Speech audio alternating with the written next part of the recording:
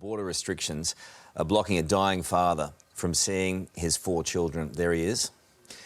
Mark Keans has terminal cancer and has been given until Christmas to live. Joining us now is Mark's dad, Bruce.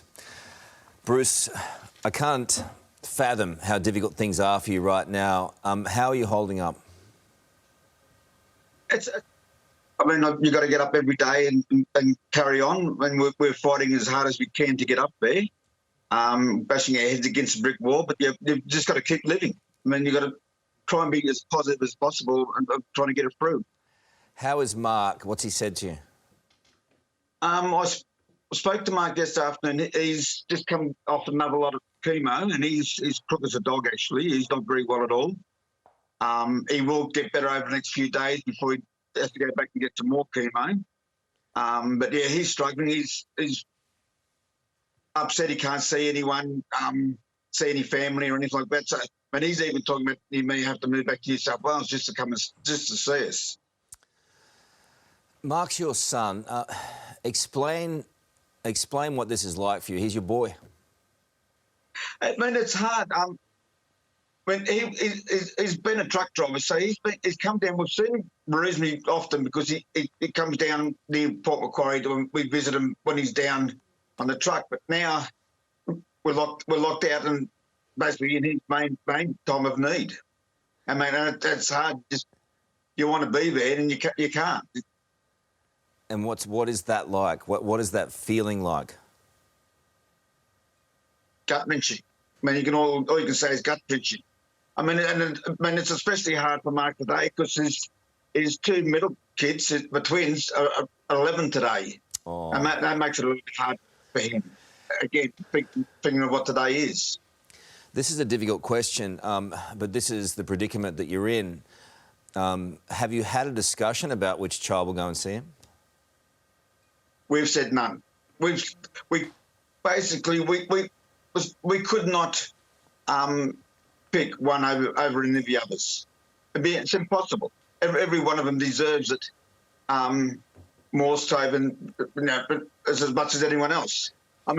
It's easier to pick the adults, which adult and which adult not to go and not to go, but it would be the children.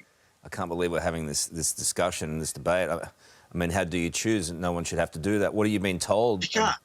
It's impossible to choose. What are you being told by the Queensland government? Well, basically, what we've officially, or unofficially, because nothing's in writing. One, we had too many people trying to come up. 2, we weren't allowed to drive. We had to fly in, and then we probably wouldn't get out of the airport anyway, but sent us back.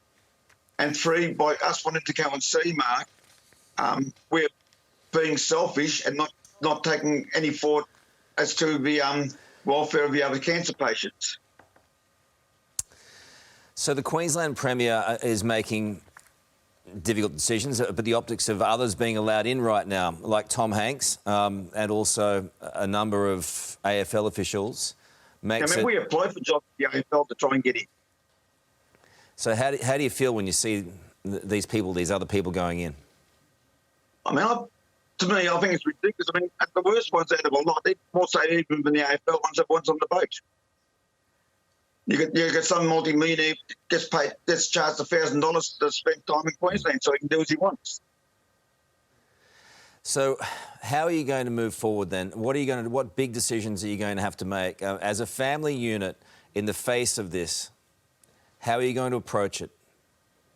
Well, we've had a lot of help from both our local members, both federal and state, in fighting and this dealing with the state Queensland government. Hopefully, between us and the publicity we've been getting and our local members, Pat Connigan and Leslie Williams, we can get something resolved so we can get to see him. Bruce, this is an awful lot during the most stressful time of all your lives. This is an awful lot on your shoulders. Are you okay? I'm all right. Yeah. Drinking lots of coffee, but I'm all right. Family going to be all right? It's hard, but in some ways I think it's got us closer together. If it makes any sense. It does. You shouldn't have to do this. Bruce, thank you for your time today. Please stay in touch with us. Yeah, will do. And just on that, the Queensland Premier has difficult decisions to make. We get that. And I've supported her strength in the face of massive criticism. But this is a no-brainer. When you have a family, choosing which child should say goodbye to their father, their dad, it's gone too far, just too far. Grant the exemption. The Premier is not heartless. She needs to streamline this system, though, while protecting Queenslanders. There is a medium. Find it.